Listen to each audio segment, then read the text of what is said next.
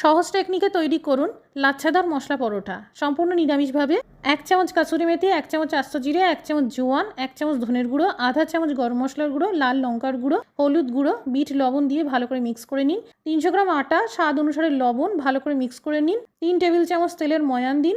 এবার অল্প করে জল দিয়ে মেখে নিতে থাকুন। বেশ 5 মিনিট ভালো করে মেখে নিন। নরম ডো তৈরি করুন। বড় সাইজের লেচি নিয়ে প্রথমে বেলে নিন। এবার তেল লাগিয়ে নিয়ে সামান্য আটা ছড়িয়ে দিন। এবার এই শুকনো মশলাটা ছড়িয়ে দিন। কুচানো ধনেপাতা দিয়ে দিন। পরোটা এইভাবে 2 পাশ থেকে ফোল্ড করে আবারও তেল লাগিয়ে নিন আর আটা ছড়িয়ে দিন। তারপর এইভাবে ফোল্ড করতে করতে মুড়িয়ে নিন। এই রোলের 2 দিকটা এইভাবে চেপে দিন আর মাঝখান থেকে ছুরি দিয়ে কেটে দিন। এবার হালকা হাতে বেলে নিন। আর একটা টেকনিকে করতে পারেন, পরোটা তৈরি করে নিতে হবে, তারপর পরোটার এধার থেকে ওধার পুরো ছুরি দিয়ে কেটে দিতে হবে। তারপর 2 দিক থেকে এইভাবে একসাথে ধরে নিয়ে গোল করে রোল করে নিতে হবে আর তারপর হালকা হাতে বেলে নিতে হবে। প্রথমে পরোটা শুকনো প্যানে ভালো করে সেঁকে নিন। তারপর 2 চামচ তেল দিয়ে ভালো করে ভেজে নিন।